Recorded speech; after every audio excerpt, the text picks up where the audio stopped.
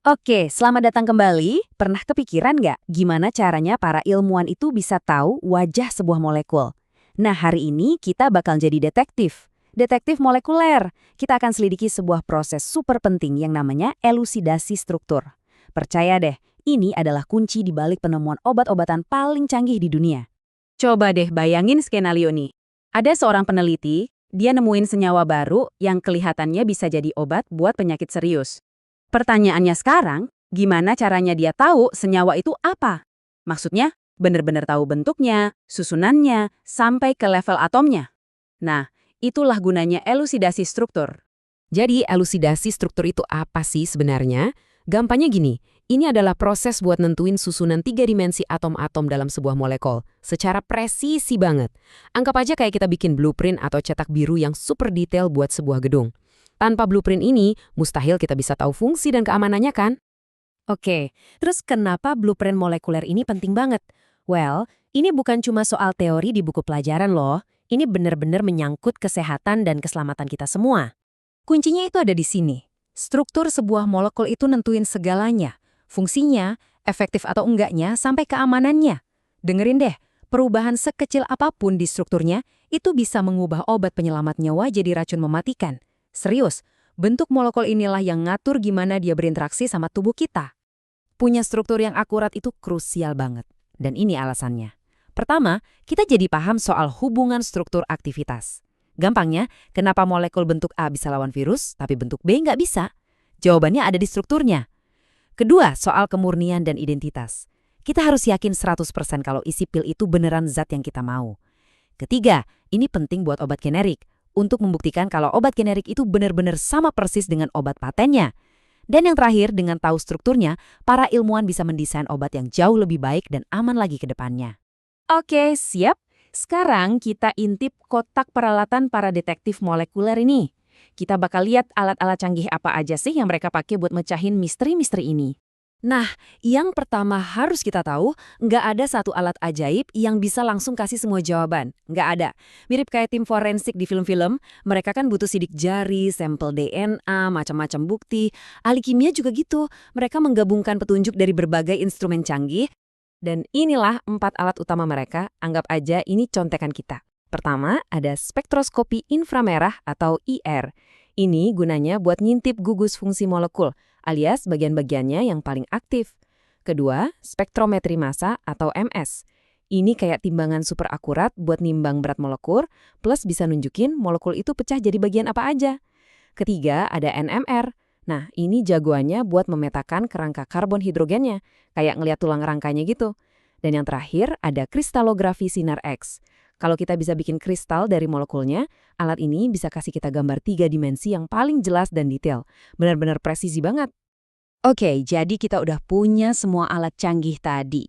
Terus, gimana caranya para ahli kimia ini nyatuin semua petunjuk itu buat mecahin teka-tekinya? Ternyata prosesnya itu sangat sistematis dan terstruktur. Proses investigasinya itu ada 5 langkah. Pertama, kumpulin data awal dulu, kayak berat molekulnya berapa. Kedua, baru kumpulin bukti-bukti dari spektroskopi tadi. Ketiga, nah ini bagian serunya. Mereka menggabungkan semua data itu buat bikin proposal struktur. Kayaknya begini deh bentuknya. Keempat, proposal itu harus diverifikasi, dipastiin lagi. Dan terakhir, kayak detektif yang nutup kasus, mereka bikin laporan lengkap yang isinya semua temuan dan argumen mereka. Sekarang kita udah paham cara modernnya kan? Yuk, kita naik mesin waktu sebentar. Kita lihat ke masa lalu buat ngerasain betapa revolusionernya alat-alat yang kita punya sekarang. Percaya deh, perbedaannya bakal bikin kita melongo. Bayangin deh, di abad ke-19, satu-satunya cara itu ya dengan menghancurkan molekulnya. Mereka mecahin molekul jadi potongan-potongan kecil, terus berharap bisa nebak struktur aslinya. Susah banget kan? Masuk awal 1900-an, kristalografi sinar X muncul. Wah, ini terobosan besar. Tapi revolusi yang sesungguhnya itu terjadi di pertengahan abad, pas spektroskopi mulai booming. IR, NMR, MS ini benar-benar mengubah permainan. Dan dari tahun 70-an sampai sekarang, komputer masuk dan menggabungkan semua teknik ini, bikin analisis jadi super cepat dan akurat. Biar kebayang susahnya kayak apa, lihat contoh ini. Morfin itu diisolasi tahun 1804. Tahu nggak butuh waktu berapa lama buat mastiin strukturnya? Baru berhasil tahun 1925. Itu lebih dari 120 tahun. Gila kan? Contoh lain, strychnine. Diisolasi tahun 1817, strukturnya baru ketahuan tahun 1946. Ini benar-benar nunjukin betapa lambat dan sulitnya pekerjaan ini di zaman dulu. Ini dia perbandingannya, biar kelihatan revolusinya. Dulu butuh sampel banyak banget, sekarang cuma butuh beberapa mikrogram aja. Dulu butuh waktu puluhan tahun, sekarang bisa beres dalam hitungan hari.